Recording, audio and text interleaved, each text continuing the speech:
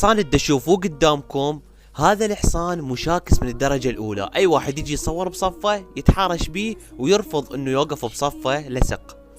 هذا اللي عضه، هذا اللي خبث عليه، هذا اللي جر من عنده فد شي. شوفوا هذا عض ايده، شوف هذا أخذ الشغلة بيده، يعني ما يفترسه أو يأذي أذية قوية، لكن يقول له إنه ابعد عني ما أريدك. لكن هذا الحصان عنده رحمة. تقولون شلون عنده رحمة؟ شوف ايش يسوي بالعالم.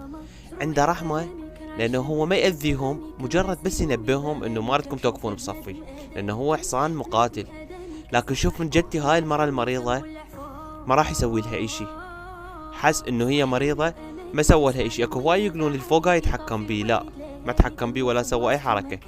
الحصان هو من ذاته ما سوى لها اي شيء، سوى حركة الهجوم باذاناته لكن رجعها.